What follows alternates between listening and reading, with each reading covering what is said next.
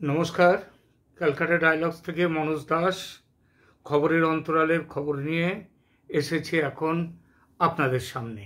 আজকের বিষয় আলোচনার তুলসী গাবার্ড এবং তুলসী গাবার্ড কি করতে পারেন বাংলাদেশ নিয়ে, এই ইউনূস অ্যান্ড কোম্পানিকে নিয়ে, সেই কথাগুলো বলবো।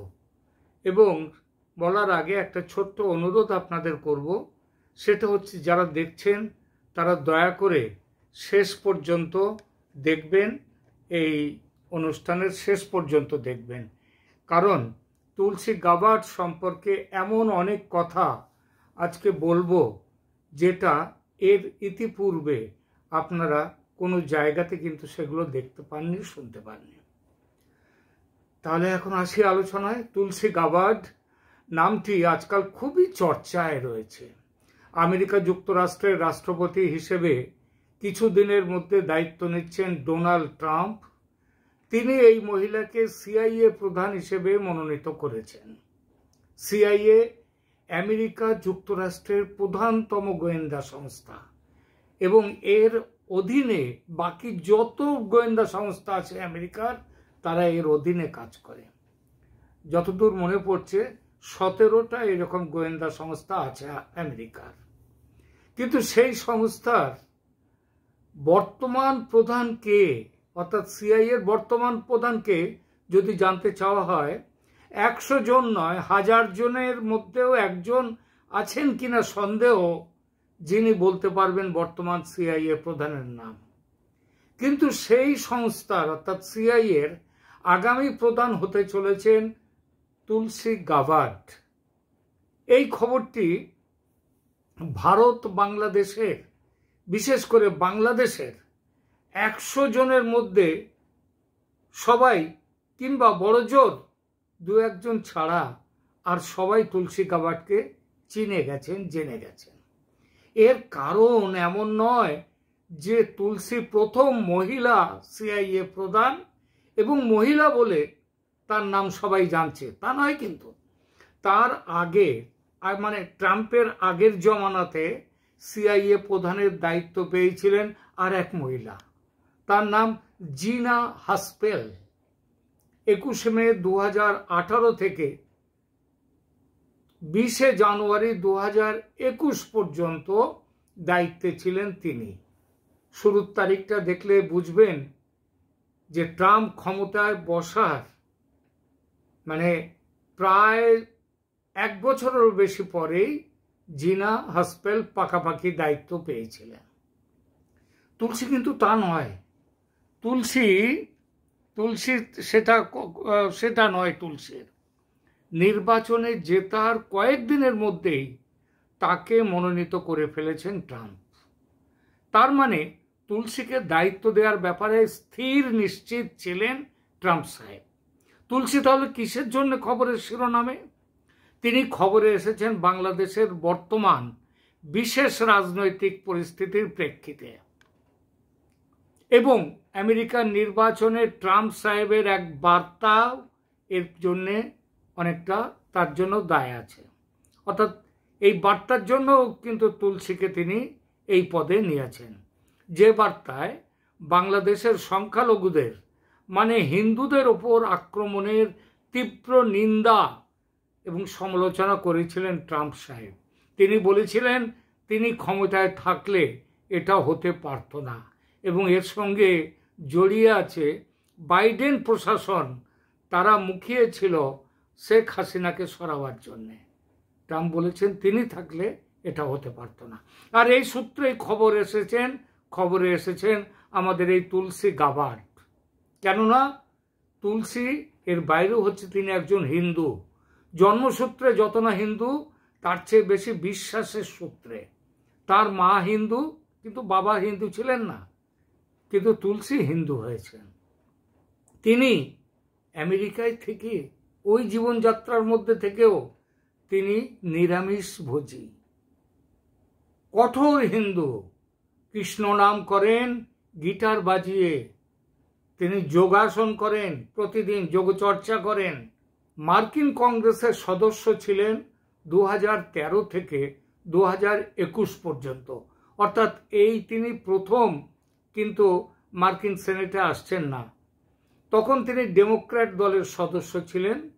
2022 সালে ডেমোক্র্যাট পার্টি ত্যাগ করেন তিনি। ডেমোক্র্যাট দলে থাকলেও নিজের দলের প্রেসিডেন্ট ওবামার যে জঙ্গি ইসলাম সম্পর্কে নরম নীতি ছিল ওবামার, সেই নীতির তিনি তীব্র সমালোচনা করেন কিন্তু এই গাবার্ড, তুলসী গাবার্ড। তুলসী গাবার্ডের পরিচিতি তার ইসলামী সন্ত্রাসবাদের বিরুদ্ধে কঠোর অবস্থানের জন্য, এবং এই প্রসঙ্গে উঠে এসেছে বাংলাদেশে হিন্দুদের উপর অত্যাচার বিষয়ে তার একটি বক্তব্য সম্প্রতি উঠে এসেছে। বক্তব্যটি সাম্প্রতিক নয়, আজ থেকে 3 বছর আগে দেওয়া হয়েছে এটা। এখন এটা খুব ভাইরাল হয়েছে বাংলাদেশের বর্তমান পরিস্থিতিতে, মানে যে পরিস্থিতি তৈরি হয়েছে সৌজন্যে মোল্লা ইউনুসের জঙ্গি ইসলাম তোষণের জন্য যেটা হয়েছে। তুলসী গাবার্ডের এই ভিডিওতে বাংলাদেশে ইসলামী জঙ্গিবাদের প্রচার ও প্রসার এবং হিন্দুরা কিরকম অত্যাচারের সম্মুখীন হচ্ছে সেখানে, সেই বিষয়ে তার বক্তব্য আছে। প্রথমে তার সেই বক্তব্যটি শুনুন, তারপর বলবো ট্রাম্প তাকে সিআইএ প্রধান মনোনীত করে দুনিয়াকে, বিশেষ করে বাংলাদেশ এবং জঙ্গি ইসলামী মৌলবাদকে কি বার্তা দিলেন সে ব্যাপারে সেটাই বলবো। আপনাদের বোঝার সুবিধার জন্য তুলসী গাবার্ডের কথা ভিডিওতে আমি মিউট করে দিচ্ছি, যদিও তিনি যা বলেছেন বা বলছেন সেটা স্ক্রিনে ইংরেজিতে লেখা থাকছে। যারা স্ক্রিনে ইংরেজিতে দেখতে চান তারা ওখানে পেয়ে যাবেন। আমি বাংলা তর্জমা করে যাব একই সঙ্গে, যাতে সবাই বোঝার সুবিধার জন্যে।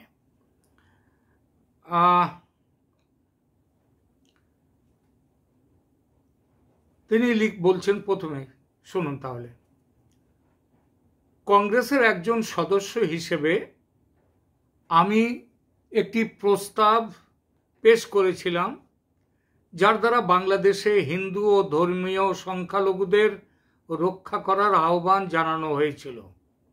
এই মানুষরা আজ অবধি টার্গেটেড, তাদেরকে লক্ষ্যবস্তু করা হচ্ছে, নির্যাতিত করা হচ্ছে।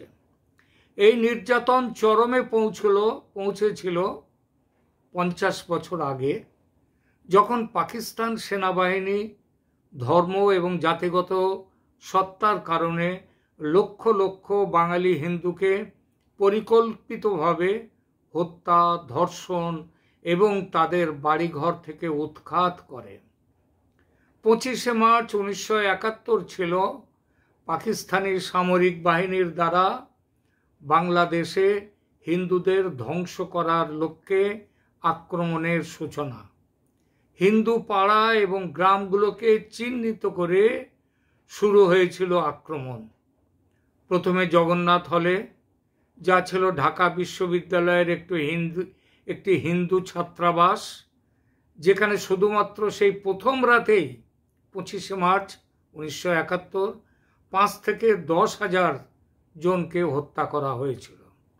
এই গণহত্যা অভিযান 10 মাস ধরে চলেছিল, যার ফলে 20 থেকে 30 লাখ মানুষ নিহত হয়, লক্ষ লক্ষ নারী ও মেয়েকে ধর্ষণ করা হয় এবং 1 কোটির বেশি মানুষ তাদের বাড়িঘর ছেড়ে পালিয়ে যেতে বাধ্য হয়। মার্কিন সেনেটর টেড কেনেডি সে সময় বাংলাদেশি উদ্বাস্তুদের সাথে দেখা করতে গিয়ে ভারতে বলেছিলেন, তার কথা উদ্ধৃত করছি, 25শে মার্চ রাতে পাকিস্তান সেনাবাহিনীর দ্বারা পরিচালিত সন্ত্রাস ও গণহত্যার জ্বলন্ত নমুনা পৃথিবীতে খুব বেশি নেই। সবচেয়ে বেশি আঘাত হানা হয়েছিল হিন্দু সম্প্রদায়ের সদস্যদের ওপর। তাদের জমি ও দোকান লুট হয়, পরিকল্পিতভাবে জবাই করা হয় তাদের, এবং কিছু জায়গায় ইংরেজিতে এইচ চিহ্নিত হলুদ ছোপ দিয়ে আঁকা হয়েছে তাদের ঘরবাড়ি। এসব কাজ যারা করেছে সেই ইসলামপন্থীদের মিলিয়ে ফেলবেন না ইসলামের সাথে। বাংলাদেশে হিন্দু এবং অন্যান্য ধর্মীয় সংখ্যালঘুদের উপর ইসলামপন্থীদের নিপীড়ন বাংলাদেশের স্বাধীনতা লাভের পরেও চলেছে। তাদের লক্ষ্যবস্তু হিসেবে দেখে হামলা, খুন, বাড়িঘর পুড়িয়ে দেয়া এবং অত্যাচারের ফলে দেশ ছেড়ে পালাতে বাধ্য করার সেই পরম্পরা আজও অব্যাহত। 19 শতকের গোড়ার দিকে হিন্দুরা বাংলাদেশের জনসংখ্যার প্রায় 33% ছিল। হিন্দুদের লক্ষ্য করে এই অবিরাম ইসলামী অত্যাচারের কারণে আজ বাংলাদেশের জনসংখ্যার মাত্র 8%, শতকরা 8 ভাগ হিন্দু অবশিষ্ট। বাংলাদেশে মাত্র কয়েকদিন আগে শত শত কট্টরপন্থী ইসলামী চরমপন্থী হিন্দু মন্দিরে হামলা চালিয়েছে, একটি ট্রেন ধ্বংস করেছে, সরকারি ভবন, প্রেস ক্লাব এবং পাবলিক বাসে আগুন দিয়েছে, যার ফলে প্রচুর মানুষ হতাহত হয়েছে।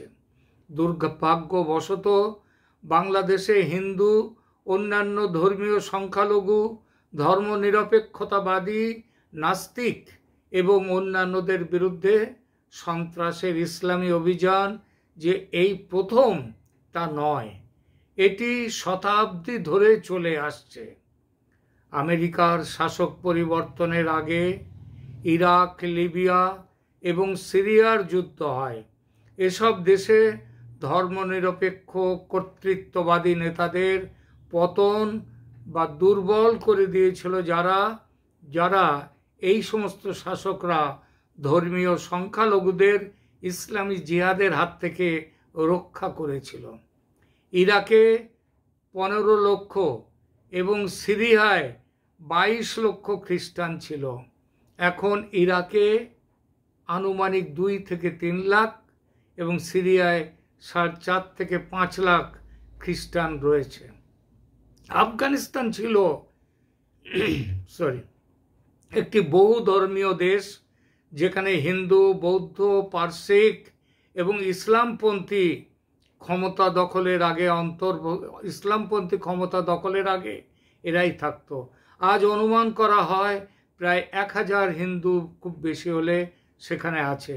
ধর্মীয় সংখ্যালঘুরা আফগানিস্তানের জনসংখ্যার 1%-রও কম, যতক্ষণ না মার্কিন যুক্তরাষ্ট্র এবং বিশ্বের নেতৃবৃন্দ ইসলামবাদী একচেটিয়া মতাদর্শকে নিন্দা ও পরাজিত করতে প্রতিশ্রুত না হয়, এমন একটি আদর্শ যা ধারণ করে যে সমস্ত অমুসলিম এবং অনেক তথাকথিত উদ্ধৃতিহীন ধর্মদ্রোহী মুসলমানদেরকে পৃথিবীর মুখ থেকে মুছে ফেলতে চায় এরা। দাসত্ব বা অন্ততপক্ষে দ্বিতীয় শ্রেণীর নাগরিক হিসেবে রাখা, জমির মালিকানার অধিকার ছাড়াই রাখা, প্রকাশ্যে পুজো করা ইত্যাদি সবকিছু এদের জন্য নিষিদ্ধ। পাকিস্তানের মতো সারা বিশ্বে সন্ত্রাসের অভিযান যতক্ষণ না মার্কিন যুক্তরাষ্ট্র এবং বিশ্বের নেতৃবৃন্দ এই ইসলামবাদী একচেটিয়া মতাদর্শকে নিন্দা ও পরাজিত করতে এক না হয়, যদি প্রতিশ্রুতিবদ্ধ না হয়, ততদিন এটা চলবে।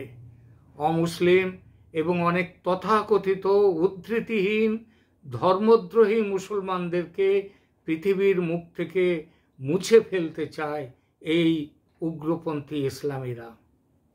কিংবা বড় জোর এরা যদি অন্যকে এদেরকে রাখতে যদি হয়, তাহলে দাসত্ব বা অন্ততপক্ষে দ্বিতীয় শ্রেণীর নাগরিক করে রাখবে। এদের জমির মালিকানার অধিকার থাকবে না, প্রকাশ্যে পুজো করা যাবে না, এইসব পুজো ইত্যাদি সব করা নিষিদ্ধ করবে।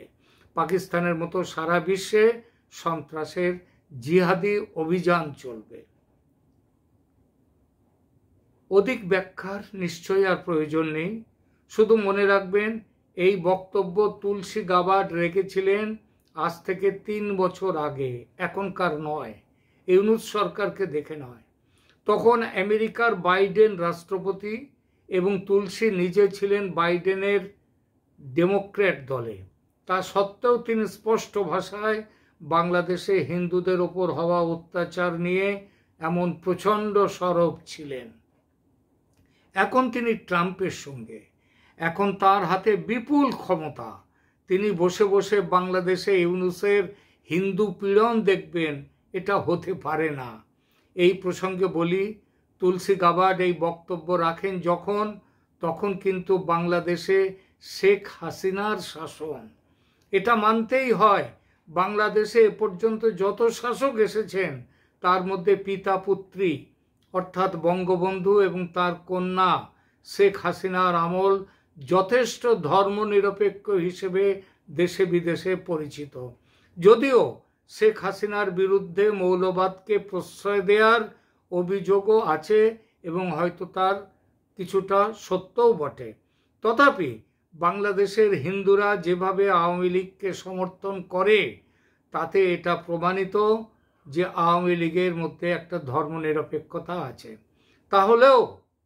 তাহলেও সেটা দেখার পরেও তুলসী গাবার্ড কিন্তু এই বক্তব্য রেখেছেন, এটা মনে রাখতে হবে।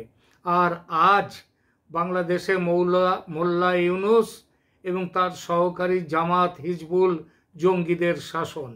জ্বলছে দেশ, পুড়ছে হিন্দুদের ঘরবাড়ি, ব্যবসা প্রতিষ্ঠান।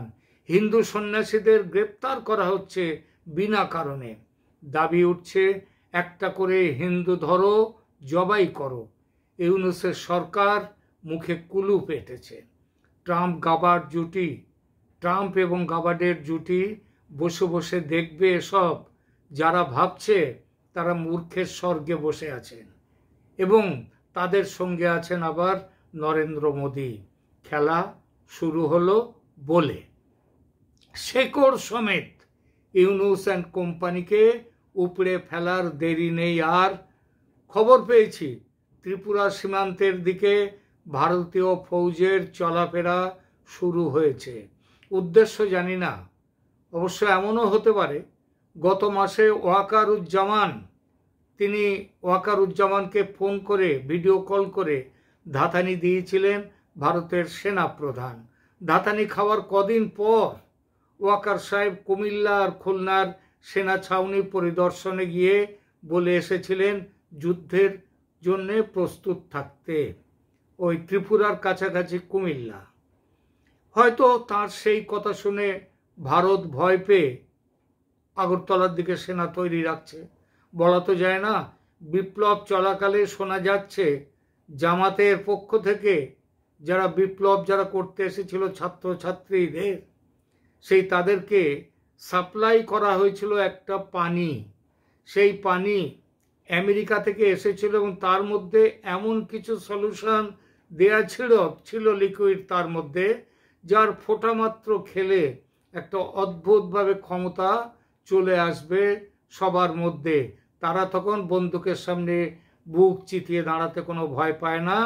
এবং এই দায়িত্ব ছিল মুগ্ধ নাম যার জামাতের পক্ষ থেকে, তার উপরে এই দায়িত্ব ছিল। মুগ্ধ নিজে কিন্তু সে পানি খাননি, তিনি মরেননি, তিনি বেঁচে আছেন খবর পাওয়া যাচ্ছে এই জন্যে। তো যাই হোক, হয়তো সেই পানি খেয়ে উদ্দীপ্ত হয়ে বাংলাদেশের সেনা যদি ভারত জয় করতে ঢুকে পড়ে ত্রিপুরার দিক দিয়ে, আগরতলার দিক দিয়ে, সেই জন্যই হয়তো ভয় পেয়ে গেছে ভারত, তার জন্যে সৈন্য নিয়ে গেছে। এটা ছাড়া আর তো কিছু কারণ হতে পারে না।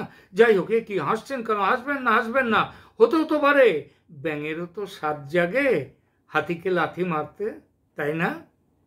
এখনকার মতো এই পর্যন্ত। তবে বিদায় নেওয়ার আগে একটা ছোট্ট অনুরোধ, আমাদের এই প্রতিবেদন ভালো লেগেছে আশা করি আপনারা মতামত জানান, আপনারা লাইক দিন এবং আপনাদের যদি কেউ সাবস্ক্রাইব এখনো না করে থাকেন তাদেরকে অনুরোধ করব দয়া করে সাবস্ক্রাইব করুন আমাদের চ্যানেল। আজ তাহলে এখনকার মতো এখানেই থামছি, দেখা হবে পরের প্রতিবেদনে। নমস্কার।